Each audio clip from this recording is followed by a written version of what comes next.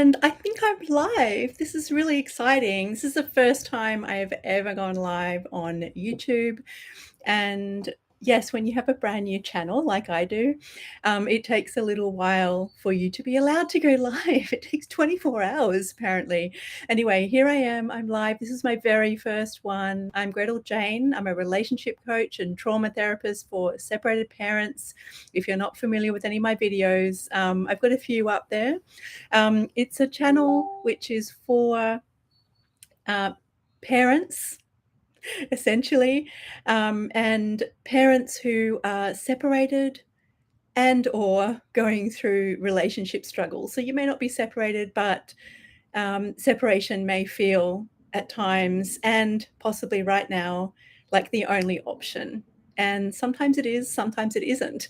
But yes, on this channel, I want to talk about everything to do with relationships, particularly where struggles are involved, because this is so often what happens in relationships. It's about rupture and repair, and it's perfectly normal in relationships, but often it doesn't feel normal, and there's a lot of judgment around that. So I want to talk about that a lot, but this live today really is focused on our children and what we can do to support them through our separation. And for this live, I'm going to include relationship struggles as well as separation. So this channel is all about real conversations for parents. So it's about thriving beyond separation. And for this live, I'm going to say thriving beyond relationship struggles. You know, if your parents who are in a struggle in your relationship right now, and it's really difficult, and you're not sure if you're going to be able to get beyond it, and you have children, this is about supporting your children through those struggles and through and beyond, to thriving beyond your separation and your relationship struggles too. So I really want to talk to that today. It's something that I talk about a lot on my Facebook lives and in a lot of my Facebook posts too. I'm on Instagram, and I'm really getting into YouTube now. It's really exciting. So here's my very first live. There's absolutely no one on live as well with me, but that's cool. I'm hoping, that this might change in time, but I'm going to show up anyway. It's really important that this stuff is talked about. So here we go. Today, it's the topic really is the one thing your kids need to thrive beyond separation. And I have an incredible ebook that I'm going to put in the description of this video, which is all about that and has the 5 practical steps that I recommend to provide your children with what they need, the one thing they need. This ebook is very focused on separation, but in this live, I'm adding relationship struggle because I work with a lot of parents who are feeling like struggling in their relationship and feeling like separation is their only option. And yes, it can feel like that. I mean, my personal experience is struggling in relationship and separating, because my relationship was an abusive relationship, an emotionally abusive relationship that I finally had the courage to get myself and my children out of. However, this may be the case for you, or it may not be. So anyway, I want to encourage you to download the guide that I have. I want to encourage you, if you are a parent who has separated, is possibly struggling with some aspect of that, struggling to thrive, struggling to navigate the stress, the drama, you might be in it right now. It might have just happened last week, last month. It might have happened 6 months ago, and there's certain aspects of your life that you're still struggling with. You might be struggling with mental health issues, behavior of your children, things like that. I'd encourage you to like and subscribe. Like this video, subscribe to the channel so that you can receive new videos that I upload every week, at least once a week. I'm also going to show up live regularly as well, as things feel alive in me to share. So today I want to talk about kids. Like I said, the one thing our kids need to thrive beyond separation, and 5 practical steps to provide them with it. So separation is a time of confusion, stress, and drama with a wild wild roller coaster of emotion and a lot of pain. Anyone who's been through it is very familiar with both of those things. It's one of the most difficult things a person can go through in their lifetime, along with moving house, changing jobs, dealing with the loss of a loved one. Um, Overwhelm hits you right between the eyes because there is so much to deal with, from the painful emotions to the finances, to raising children, to working and more, and often with very little time to yourself to reflect on and move through it, let alone heal, especially if you're a sole parent.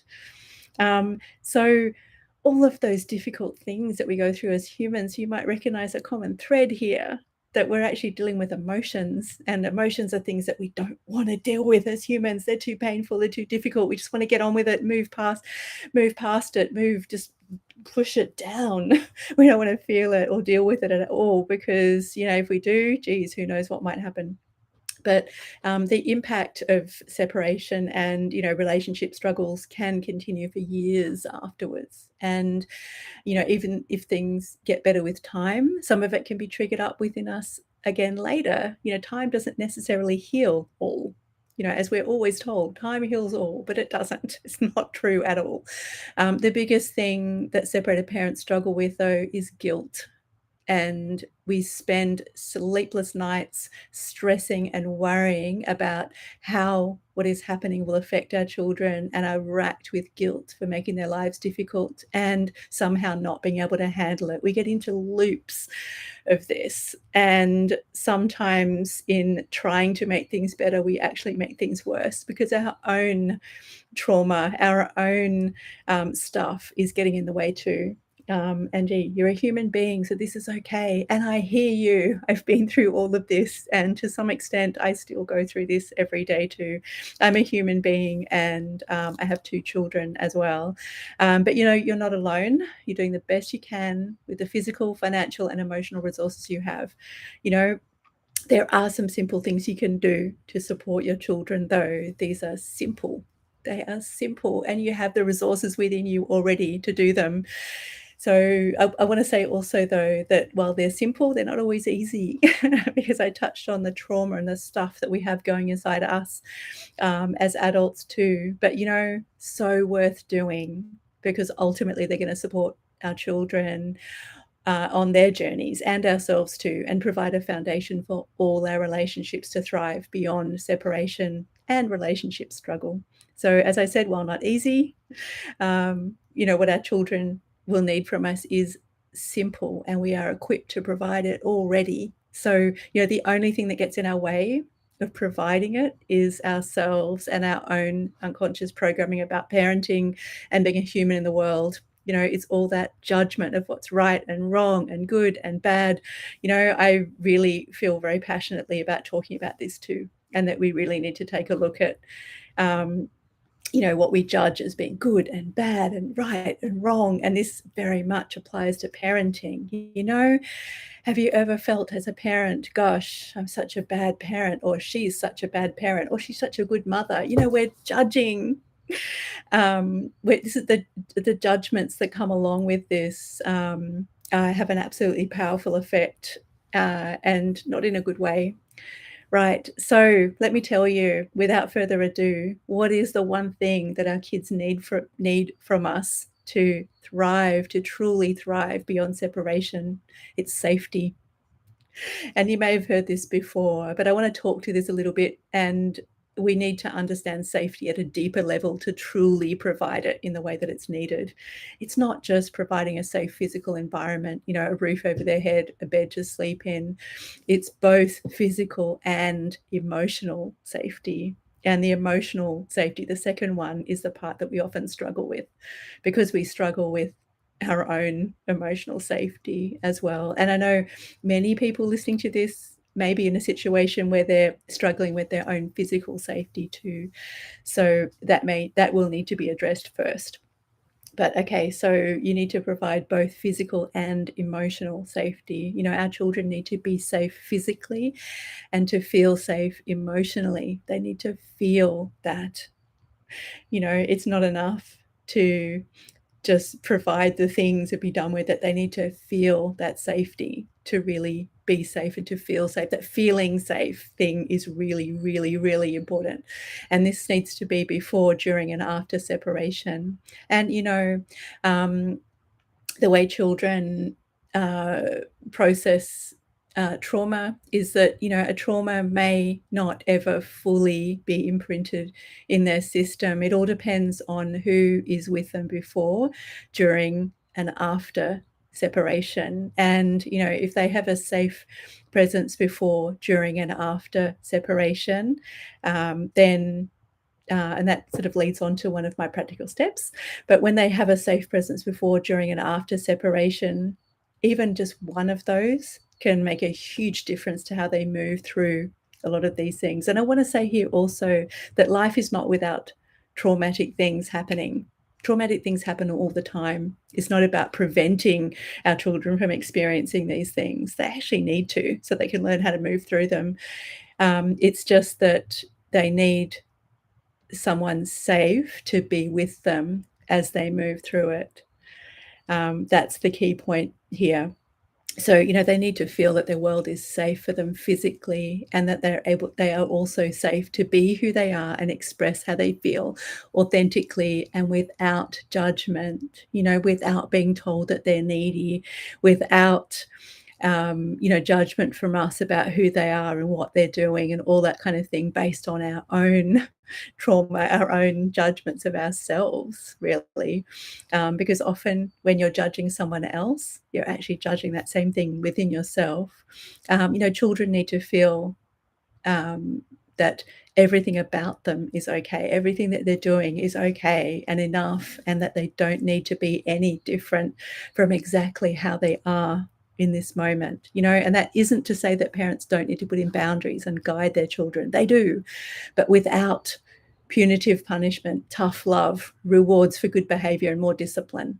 Children do not need more discipline in a difficult and stressful situation like separation. They need more connection. They need more feeling safe. So, those things like punitive punishment and tough love and rewards for good behavior and discipline, punishment and rewards do not work, and they never will, because of how human beings are. That's a topic for another video, another live perhaps. These things are counterproductive, even though they are the go-to for most of us due to our own upbringing, in that school environment, our families that we grew up in, those old school traditional practices and concepts of parenting that are so prevalent in our society even today. There are a lot of concepts from the 50s, um, and, not to blame the 50s for everything, but, a lot of those concepts are really outdated, but they still exist today and do so much damage. Parents can provide both physical safety, and by the same token, most parents struggle to provide emotional safety, like I said. So, both are crucial to our children's well-being and their ability to survive. So providing with your child with safety is not just about providing them with a bed and a treat and a cuddle. These things are important, but it's about providing them with emotional safety too. It's we damage our children in ways we hardly even realize as parents, despite our best efforts, and that's okay. It might not feel like it's right at all, but it's okay. We do, because we have our own stuff going on. We're also human beings. They're affected by our challenges and dramas and ways of being in the world too. A lot of these things lead to mental health issues and other challenges later. But, luckily, as I said, all relationships involve rupture and repair, and neuroplasticity is a thing. A lot of research has gone into this, and it's such a wonderful thing. It's possible for every human being, and it means that all is not lost, that you haven't damaged your kids forever. The damage is not permanent. It can be healed. It can be integrated. Things can be rewired in your brain and in their brains, and you can help your children to become resilient and overcome the things that happen. The best news is you don't have to be perfect as a parent. You get to fully embrace yourself as a beautiful and perfectly imperfect human that you are. You get to be real and authentic, and you don't have to hide the distress you are going through. You just have to own it and communicate clearly with them about it. That's all it really is involved. So I want to talk now about the 5 things that you must do. Well, you don't have to, but that you can do. And if you want to provide your children with that feeling of physical and emotional safety, you must do to help them to thrive beyond separation. And these things are: number 1, to be present; number 2, to hold them; number 3, to hear them; and number 4, to play with them; and number 5, to do your own inner work. And, before we dive into those 5, what is wrapped around all of this is that you get to be real. You don't have to sweep things under the carpet and just to make them think that everything's okay, because they will sense when things are not okay. So to be real about how you're feeling, and that even if you're feeling not okay, to be able to explain the struggles that you're going through at their level. You're not going to give the level of detail about that to a very young child as you would with an older child who's much more aware and able to understand. So that's a really key thing. First thing, though, is to be present with them, with love that has no conditions, that is without needing them to be any different from how they are in this moment. Listen to them in this presence as much as you can, and see past the difficult behaviors and expressions of emotion that we are uncomfortable with ourselves. Just acknowledge that we're uncomfortable with their expressions of negative emotions. All emotions are just expressions, whether they're good, bad, anything in between. Negative emotions are not bad, but this is how we're trained and conditioned as we grow up. And presence requires grounding yourself daily, and this is because having the space within yourself to be able to hear and take someone else's emotions is what's required. Like, you cannot, if you're absolutely full yourself, you can't take on anything from anyone else. So this is why providing that presence to your children, that very crucial presence, requires yourself to be grounded every single day. It might be through meditation, it might be a walk in nature, a sprint up a mountain, yoga, or just sitting in a tree or on your bed for a few minutes each morning. Whatever it is for you, just remember to include your body and notice what is happening in your body and acknowledge it. Feel what is happening in your body. Acknowledge it. Be real with it and allow it to move through. And I just want to say, this is not an easy thing to do right at the beginning, because we're not conditioned to do this. We're actually conditioned to do the opposite. And so it can feel extremely uncomfortable to do this right at the beginning. And, working with a therapist who can help you to feel and work with the body can make a huge difference here. But yes, number 1 is be present. So number 2 is to hold them. This is physical contact where possible and where wanted by them. We hug them. We allow them to hug us. We, put a hand on their shoulder, be in close proximity to them, whatever the child and you are comfortable with. The most important point here is that you are focused on them. Humans are psychologically designed to affect each other, and this process is often unconscious. So, if you're stuck on your phone, you're trying to do a billion things while you're trying to be present and to hold your child, it's not going to work. You need to absolutely be with them. And this sort of leads on from the grounding that I talked about before. When you're grounded, you can be present and you can hold them. Love and care can be communicated through physical touch and closeness that feels good for your child. This is not even words. This is intention and, holding them. That physical touch and closeness is really important, which leads on to hearing them. If you're full and you're distracted, you can't provide that physical closeness of number 2. And then number 3, you can't hear them either. So you need to stop what you're doing, put away all the distractions, and really listen to them and make them feel heard. Really listen. Just listen in quietness, not ready to offer a solution or a judgment or an opinion. Just listen and create space for them to be fully heard by you with no judgment. This is powerful. This is acceptance for how they are and what they feel, even if you don't agree, even breathe through your own discomfort with what they might be expressing. Just let them express what's alive in them and let them be heard. Be that safe presence in which they can be themselves and relax, not needing to be any different from how they are in the moment or feel any different from how they feel. Let it be okay for them to express how they feel, whatever it is. Let them see you upset. So, they can learn from seeing you express it and move through it, see how you handle it. Children learn from how they see us do things. It's okay to be imperfect. It's okay to stuff it up. It's okay to feel like you're falling apart. If you're going through a separation or relationship struggles, you can feel like you're falling apart. There's no need to bottle it up and shove it down. They'll learn that they can do this too. And, it's okay to be imperfect. When you show that you can do that, you can be with all your emotions and you can move through them, just help them to be aware of and feel their emotions in their body as sensations. If you're feeling anger, you can feel that boiling in your chest, that hot, that tension, that just help them to, oh, you feel really angry, don't you? Just talk to them. It's much easier to do this with younger children. It's not something that we were taught as children, so we need to help them learn the vocabulary, and express how they feel. And, this takes us learning how to do this first too.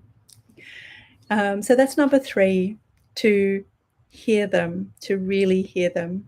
And then number 4 is to play with them. Make sure there's time to play that is just for them. Children express a lot of things during play, and it's the perfect way for parents to bond with their child. Just let them lead the play and lean into the enjoyment of it. Play is something that's quite difficult for so many adults who've forgotten how to do it. Your children need to rediscover, your children need you to rediscover play and to do it with them. Start small and build up over time. Far out, 5 minutes a day is better than none at all. Set aside half an hour for each of your children to do something that they want to do and lean into the enjoyment of it. Delight in doing it with them. Delight in their presence. Play with them. It's really important. It's something that's going to benefit you and benefit them too. Which leads us to number 5. A lot of these things, while simple and we have the capacity to and the resources to do, can be very, very difficult. And you may be thinking, geez, how the hell do I do all those things when I'm stressed and overwhelmed and hardly coping myself? And yes, absolutely perfect question. I'm very familiar with being in that place from my own experiences of separation. But this is where you can start the journey of doing your own inner work on yourself. This is where that comes in. The trauma and the negative patterns of behaving, can stop us. The trauma and the negative patterns of feeling and behaving can stop with us when we go within. And you just need to become aware of what's happening inside us. Like, take a look at what's happening inside you and feel it and start to become aware of it and do the work to heal those things. So when we heal ourselves, we can heal our children by default because we automatically relate to them differently. We can really start to change absolutely everything for them and for ourselves. So, throw out all the old school and traditional parenting methods of tough love, harsh words, punishment, rewards right now. These are outdated and they're not effective to help our children move through what they're experiencing.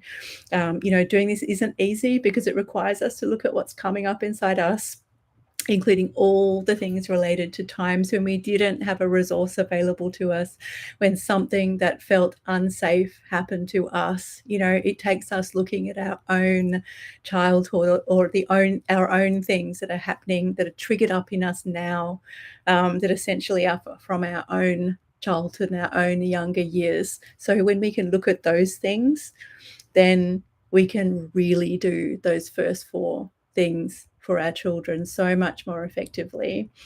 And, you know, just a little word here, our children are actually here to teach us more than we're here to teach them. Just let that one land. I want to talk about this a little more, but I think for the purposes of this live today, you know, we've just covered quite a lot.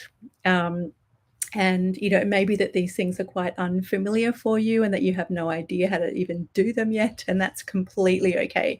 It's about starting to build a better relationship with yourself and with your children, and all the others in your life, actually, step by step, to start small bits at a time and just keep moving forward. So all you need to start, actually, all you even need even to start is a desire for things to feel better, and just trust that the how will come.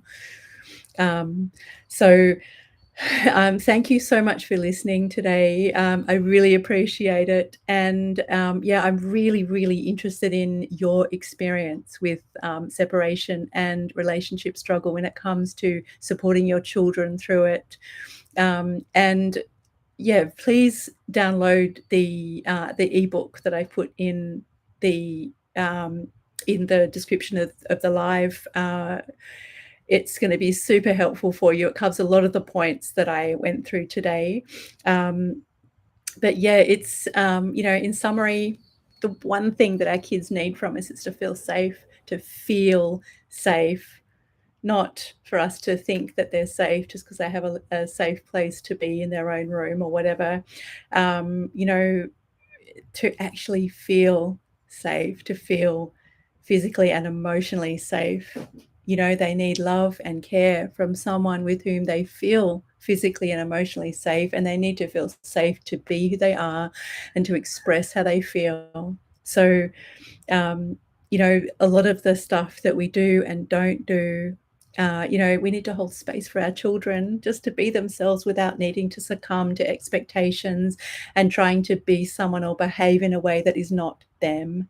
You know, this can be quite hard for us as parents because we have our own stuff come up too. Like I said, we have intense emotions, we have stress, we have behaviors, we have, you know, those behaviors that happen time and time again. And we say to ourselves, oh my goodness, I'm doing this. Here I am doing this again. Here I am feeling like this again. All of these things is really unconscious. And this is why doing our own work on ourselves is absolutely crucial. I can speak from my own experience in moving through and overcoming a lot of these things, how unconscious a lot of the stuff is. We're just not even aware of it. So doing our own work, you know, ideally with a therapist, if you've been through you know, relationship issues, you know, struggles that you just keep looping through. And if you've been through an abusive relationship, I'd highly recommend finding a therapist to work with, someone who can help you to work in the body and to work through at a somatic level, somatic body level. And so you can bring some of those like unconscious things to the conscious again, and, you know, work through them, and then pass on a lot of those ways of being and relating to the world to your children, which is ultimately going to improve relationships for everybody. So I hope this has been really useful. I'm really looking forward to comments on this one, and hearing about other people's experiences as well. And, you know, if you have found this useful, then please like this video and subscribe to the channel to receive more, because there's more coming. There's so much that needs to be talked about here and so much that needs to be changed in our world so we can all relate to each other better. If you'd like to connect with me, I have a Cuppa and a chat with absolutely everyone that I work with before I work with them. Just a 30-minute chat with a Cuppa, just so that we can connect and, you know, talk about what the right way to move forward is. Anyway, lots of love, everybody, and talk to you all soon. And now I need to work out how to end the live. That was my first live. Hooray. I'll be back soon. Bye-bye.